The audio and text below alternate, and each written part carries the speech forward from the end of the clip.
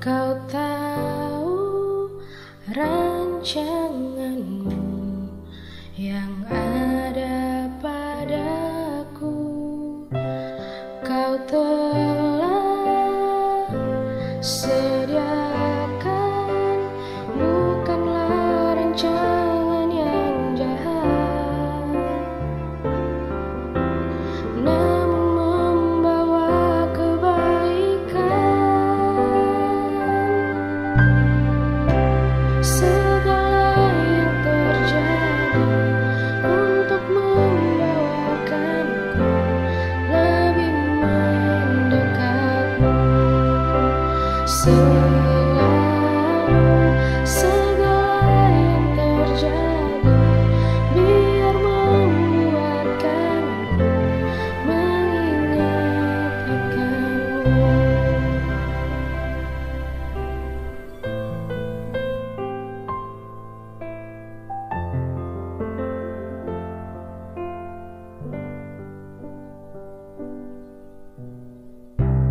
Ya Allah, Kau tahu rancanganmu yang ada padaku.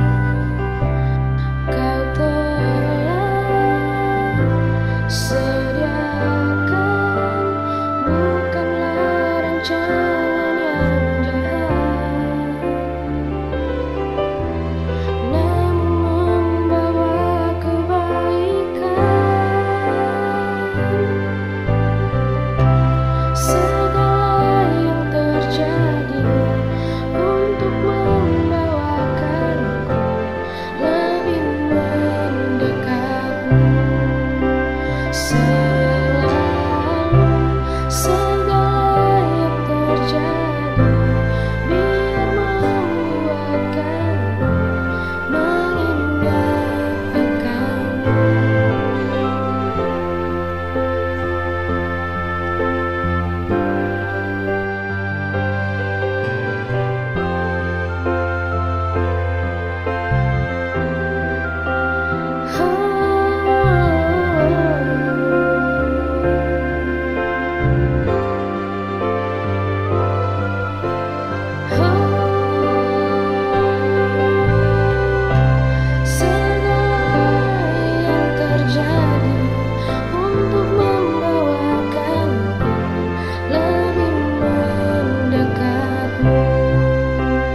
Segala yang terjadi biar membuatkanku mengingat akanmu.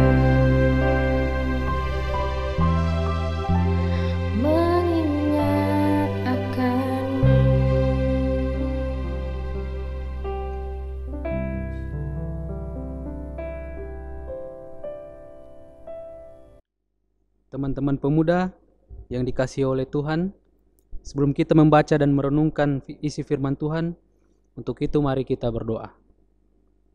Bapa kami yang di sorga, pada kesempatan ini kami mengucap syukur atas penyertaan-Mu sepanjang hari ini. Boleh kami lalui dengan sukacita di dalam setiap aktivitas kami yang berbeda-beda. Malam ini kami bersatu hati untuk membaca merenungkan firman-Mu Tuhan. Biarlah firman yang kami baca dan renungkan dapat kami mengerti dan bisa menjadi kekuatan dan terang dalam menghadapi kehidupan ini, serta menjadi petunjuk bagi kehidupan kami nantinya. Kami siap membaca merenungkan firman-Mu Tuhan. Hanya di dalam nama Tuhan Yesus Kristus kami berdoa dan mengucap syukur. Amin. Shalom. Selamat malam teman-teman pemuda Efata, dan juga selamat malam bagi teman-teman pemuda yang berasal dari gereja lain yang berkesempatan mengikuti dan menyaksikan ibadah pemuda Efata saat ini. Apa kabar semuanya hari ini? Apa kabar sobat mudaku yang berada di dalam kota Palu? Baik yang di rumah keluarga kita masing-masing, yang berada di kontrakan atau di kos, yang berada di kampung halaman, maupun yang berada di tanah rantau. Semoga kabar kita pada hari ini selalu luar biasa dan selalu dalam perlindungan Tuhan. Kalaupun ada yang sakit, semoga lekas pulih, menerima kuat dan sehat yang berasal dari Tuhan kita Yesus Kristus. Senang sekali rasanya dapat menyapa kawan-kawanku meskipun hanya melalui 3 mata lensa dan dihubungkan ke dunia maya sehingga pesan yang kami bawakan dapat tersampaikan ke teman-teman sekalian.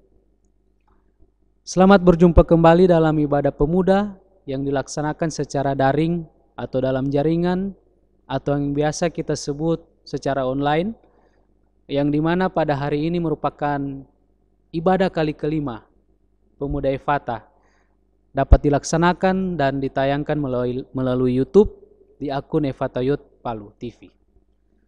Sebelum kita masuk dalam pembacaan firman dan renungan kita pada hari ini, saya ingin membagikan informasi kepada teman-teman sekalian.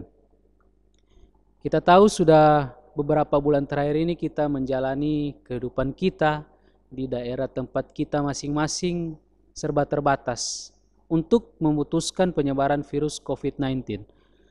Salah satu pengaruhnya terhadap kehidupan kita yaitu seperti sekarang. Kita tidak lagi beribadah secara bersama-sama berkumpul di gedung gereja atau di tempat lainnya. Baik itu ibadah pemuda, ibadah kategorial lainnya, ibadah minggu, ibadah hari raya gerejawi, dan ibadah-ibadah lainnya. Nah, dalam situasi sulit saat ini, ada beberapa kebijaksanaan yang diambil dan diterapkan serta dilakukan oleh gereja. Salah satunya yaitu menggunakan teknologi yang ada sebagai media penghubung agar tetap terlaksananya ibadah-ibadah tersebut. Dan YouTube adalah salah satu media audio visual yang dipilih dan digunakan saat ini. Tahukah teman-teman bahwa YouTube pertama kali didirikan 15 tahun lalu oleh 3 orang pemuda? Saya tidak akan menceritakannya secara detail karena mungkin dari kita sudah banyak yang membaca dan mengetahui sejarah berdirinya website ini.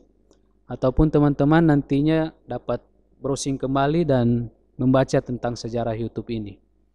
Nah, di sini saya fokuskan ke alasan 3 pendirinya kenapa sampai menciptakan YouTube atau dari mana ide itu muncul. 3 anak muda pendiri YouTube ini yaitu Chet Harley, Steve Chen, dan Jawed Karim. Ada banyak versi cerita sejarah tentang YouTube yang beredar di internet. Di sini saya mengambil salah satunya di mana awal berdirinya YouTube bermula dari sebuah acara pesta makan malam, di mana Chet Harley dan Steve Chen merekam acara tersebut dan berniat membagikannya kepada teman-teman yang lain, termasuk Jawed Karim, dikarenakan dia tidak menghadiri acara tersebut. Namun mereka mengalami kesulitan. Ternyata ukuran file video tersebut terlalu besar untuk dikirimkan via email, sehingga mereka menjadi kesal dan memikirkan cara untuk berbagi video dengan mudah. Nah, berangkat dari kesulitan ini, salah seorang anak muda, yaitu Steve Chen, melihat ini adalah sebuah kesempatan atau peluang yang dapat dikembangkan, diperkuat oleh metode pemasaran yang terpusat pada menciptakan cerita yang mudah dicerna konsumen. Akhirnya Chet Harley dan Steve Chen bekerja sama dengan kawan mereka Jawed Karim untuk merealisasikan mimpi mereka membuat situs ini yang memudahkan penggunanya dalam mengunggah dan menonton berbagai video di seluruh dunia yang kini disebut YouTube. Nah, di mana pada hari ini secara global menempati posisi kedua setelah Google, website yang sering dikunjungi atau diakses oleh semua orang di seluruh dunia. Termasuk kita sekarang ini yang sedang mengakses dan menikmati buah karya mereka. Dari cerita sejarah ini, kita dapat melihat bagaimana 3 orang anak muda pendiri YouTube menggunakan peluang atau kesempatan mereka secara maksimal untuk menciptakan sesuatu yang membuahkan hasil yang luar biasa dan dirasakan banyak orang. Itulah sedikit informasi yang bisa saya bagikan kepada teman-teman sekalian sebagai pengantar kita untuk memasuki renungan kita pada saat ini. Nah, tema renungan kita pada saat ini adalah hidup ini adalah kesempatan. Mari kita membuka Alkitab kita atau Alkitab elektronik yang ada pada gadget kita masing-masing. Kita membuka Mazmur 90 ayatnya yang ke-10 sampai 12. Mazmur 90 ayat yang ke-10 sampai 12. Saya akan membacakan untuk kita semua. Masa hidup kami 70 tahun, dan jika kami kuat 80 tahun. Dan kebanggaannya adalah kesukaran dan penderitaan, sebab berlalunya buru-buru dan kami melayang lenyap. Siapakah yang mengenal kekuatan murkamu dan takut kepada gemasmu? Ajarlah kami menghitung hari-hari kami sedemikian hingga kami beroleh hati yang bijaksana. Nats pembimbing renungan kita terdapat pada ayatnya yang ke-12, yaitu ajarlah kami menghitung hari-hari kami sedemikian hingga kami beroleh hati yang bijaksana. Lagu yang berjudul Hidup Ini Adalah Kesempatan, pastinya kita semua sudah sering mendengar dan mungkin sudah sangat menghafal lirik lagunya dikarenakan lagu ini sangat populer. Lagu ini lahir atau tercipta dari sebuah kisah pergumulan iman yang dialami oleh penciptanya. Dia memiliki seorang anak yang adalah anak sulungnya. Anaknya itu sangat diberkati oleh Tuhan dengan bakat yang diberikan oleh Tuhan di bidang musik. Bakat yang ia miliki membuatnya terlibat di bidang musik dan masuk ke dalam komunitas pengiring musik ibadah di gereja. Komunitas musik ini terdiri dari orang dewasa dan hanya ia sendiri yang adalah anak-anak. Hari silih berganti, ia semakin diberkati oleh Tuhan dan tumbuh semakin besar. Hingga pada usianya yang ke-17 tahun, pada tahun 2004, saat itu anak itu baru saja lulus SMA, terjadilah sesuatu kecelakaan lalu lintas yang akhirnya merenggut nyawa dari anak sulung dari pencipta lagu Hidup Ini Adalah Kesempatan. Saat-saat kehilangan akan putra sulungnya ini, ia duduk dalam keheningan untuk merenungkan hidup ini. Pada saat itulah ia merenungkan bahwa dalam kehidupan ini ada tenggang waktu yang Tuhan beri buat kita. Artinya ada batasnya, yaitu tidak selamanya kita muda, tidak selamanya kita kuat, tidak selamanya kita jaya, tidak selamanya kita hidup. Pencipta lagu Hidup Ini Adalah Kesempatan sangat menyadari bahwa dalam kehidupan ini ada masa saat nanti kita akan mengalami stuck atau terjebak dan tidak bisa berbuat apa-apa.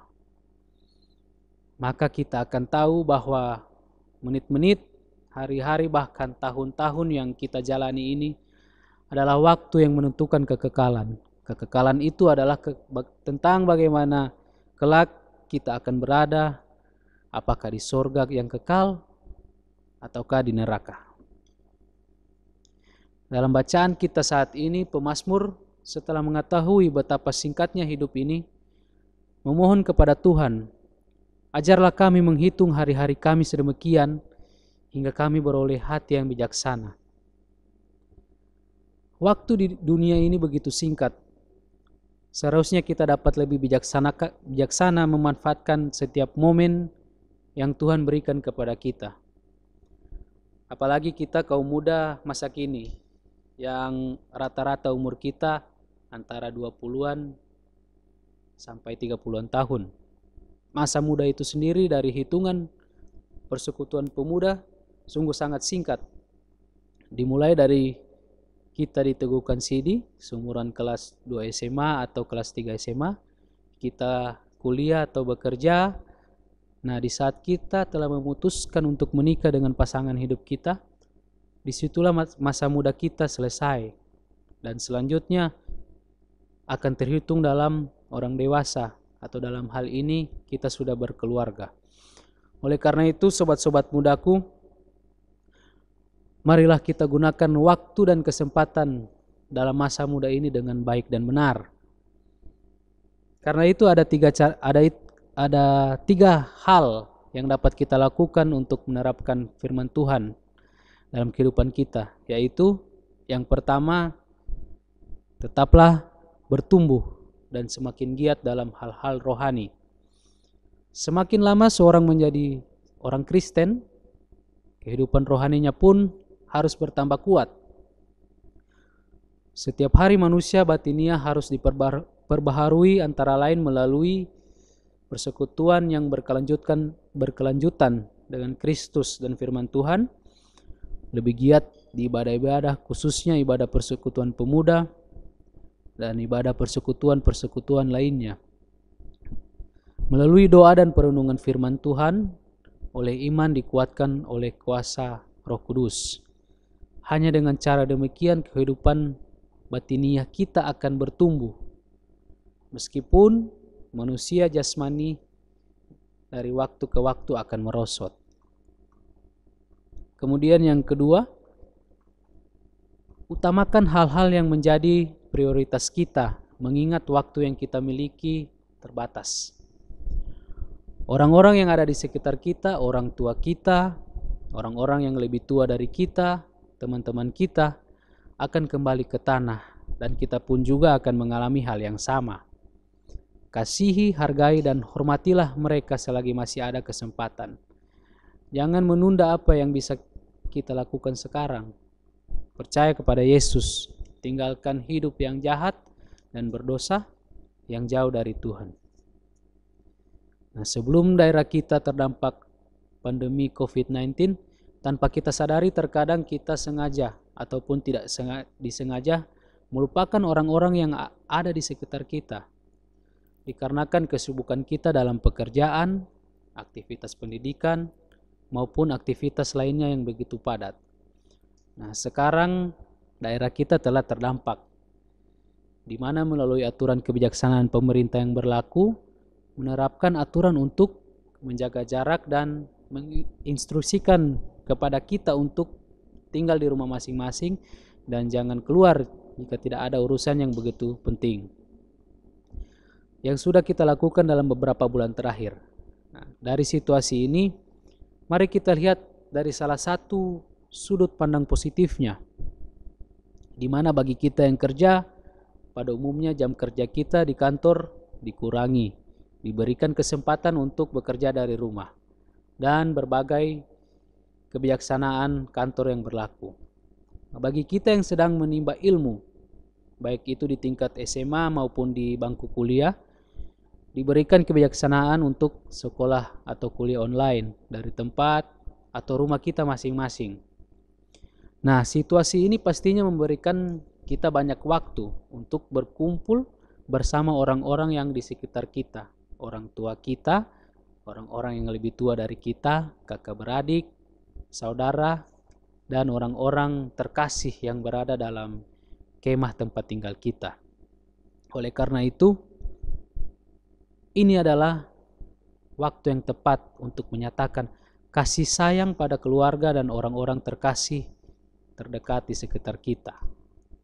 Lakukanlah sekarang, sebab kita tidak tahu apakah masih ada kesempatan hari esok untuk kita. Yang ketiga, jalani hidup dengan penuh tanggung jawab. Setiap orang bertanggung jawab sepenuhnya atas dirinya sendiri dan tindakan-tindakannya. Tanggung jawab adalah tanda dari kedewasaan pribadi. Orang yang berani mengambil tanggung jawab adalah orang yang bersedia mengambil risiko, memperbaiki keadaan, dan melakukan kewajiban dengan kemampuannya yang terbaik. Perhatikan, di sini disebutkan bahwa tanggung jawab itu sebagai suatu kewajiban. Artinya hal itu memang merupakan hal yang seharusnya kita lakukan, bukan sekedar hal yang ingin kita lakukan. Pada dasarnya jika kita tidak memiliki sikap yang bijaksana, maka kita akan melakukan apa saja hanya untuk memenuhi keinginannya yang tidak dapat dipertanggungjawabkan. Situasi pandemi yang kita alami saat ini memungkinkan kita mempunyai banyak waktu dan kesempatan untuk melakukan banyak hal yang positif bagi kehidupan kita dan bagi orang lain. Seperti menciptakan kembali hubungan yang baik dengan Tuhan maupun dengan sesama kita, mengakui kesalahan dan saling memaafkan, mengembangkan talenta yang diberikan Tuhan kepada kita melalui latihan dan kreativitas, dan banyak hal positif lain yang bisa dapat kita lakukan. Bagi kita, pemuda yang sedang mencari pekerjaan atau sedang mengikuti tes untuk diterima di suatu bidang pekerjaan, janganlah kita lemah berputus asa terhadap situasi saat ini. Janganlah kita bimbang dan ragu, tetapi marilah kita menaruh harapan penuh kepada Tuhan tanpa ragu-ragu. Mereview kembali mungkin ada kesalahan yang kita lakukan di masa lampau, mengakui kesalahan itu kepada Tuhan, keluar dari zona nyaman yang mungkin salah selama ini, dan tetap semangat berusaha secara maksimal untuk menempatkan pekerjaan yang kita targetkan. Bagi kita pemuda yang sedang bekerja, tetaplah semangat dimanapun kita bekerja, walaupun apapun itu pekerjaan yang kita geluti, kerjakanlah dengan penuh tanggung jawab yang diberikan kepada kita, kerjakanlah dengan baik dan sungguh-sungguh, karena pastinya ada alasan dan cita-cita tersendiri di balik mengapa kita harus bekerja. Yakinlah hasil tidak akan mengkhianati usaha di dalam Tuhan. Bagi kita pemuda yang masih duduk di bangku pendidikan, gunakanlah waktu dan kesempatan yang diberikan kepada kita untuk belajar lebih giat lagi melalui fasilitas dan teknologi yang telah ada.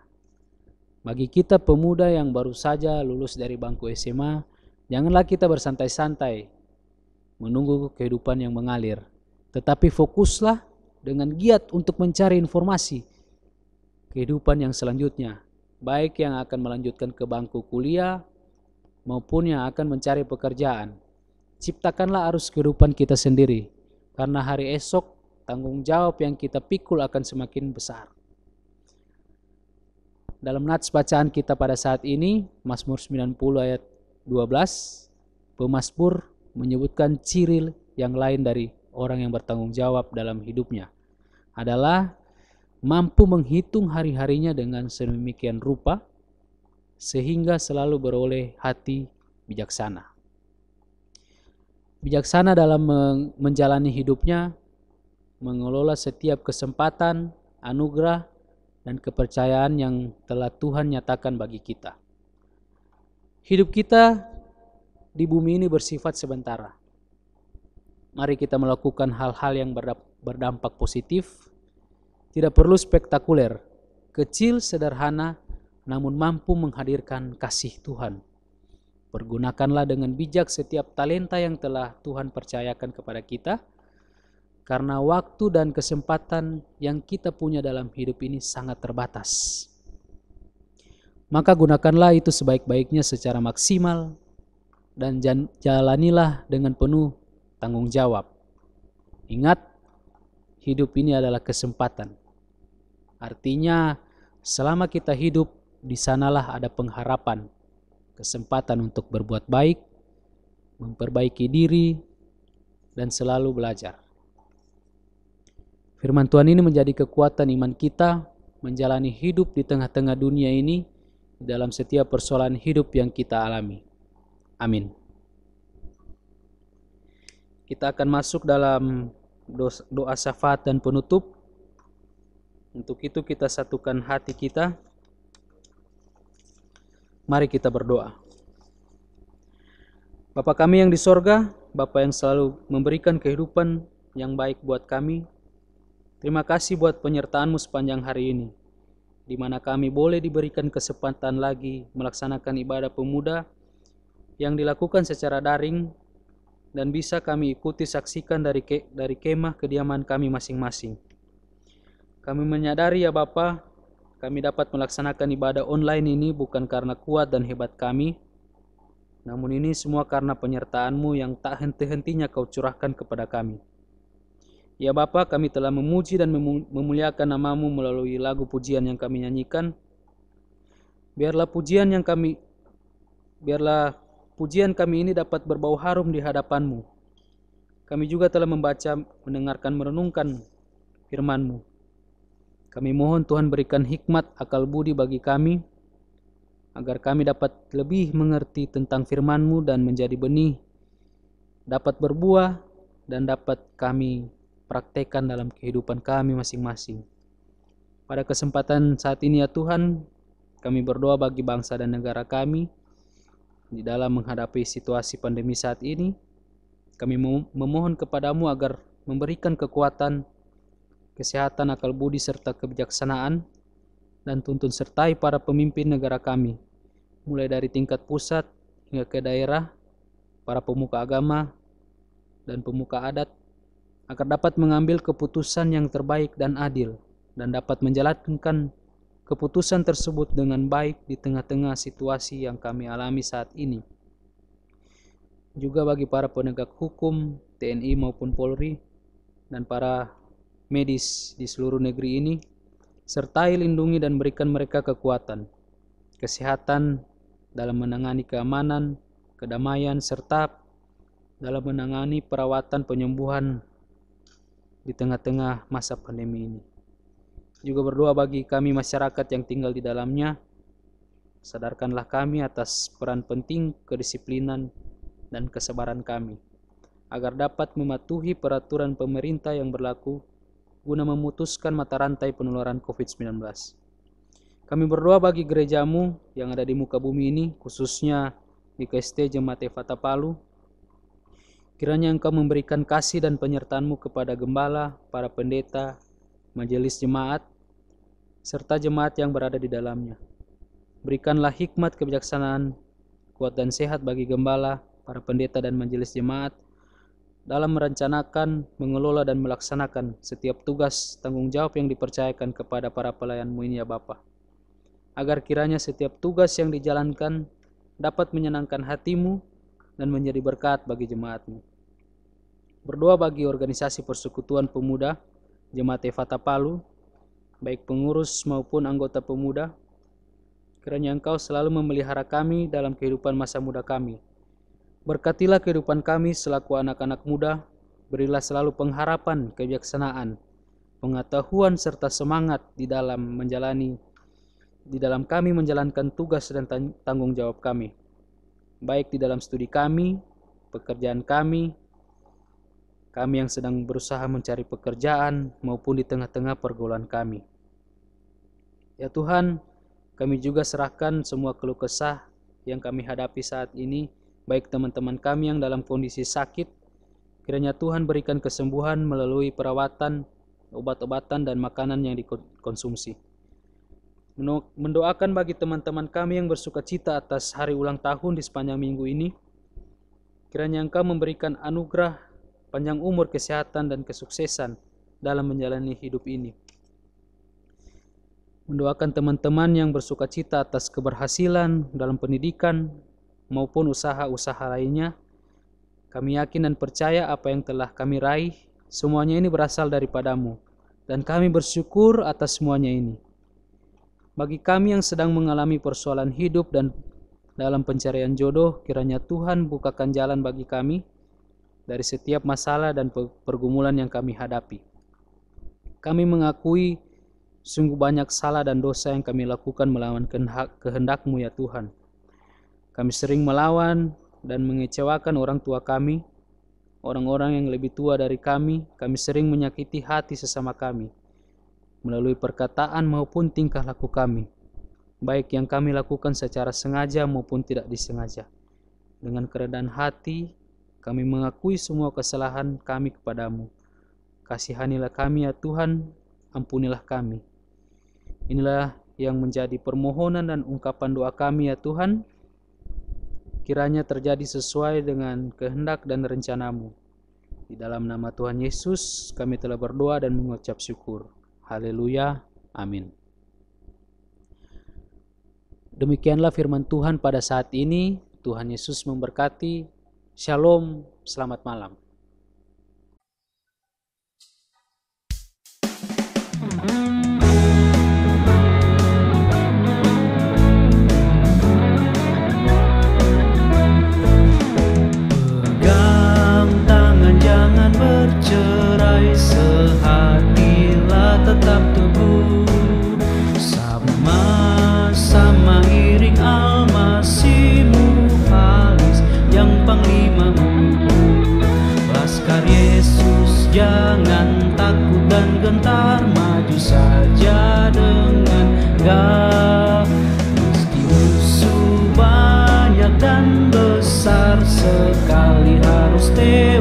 tewaslah.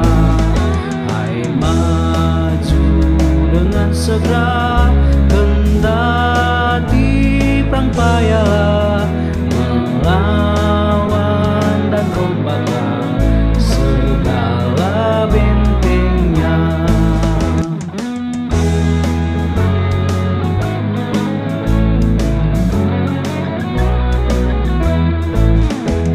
Pegang tangan jangan bercerai, sehatilah tetap teguh, sama-sama iring almasimu, alis yang panglimamu.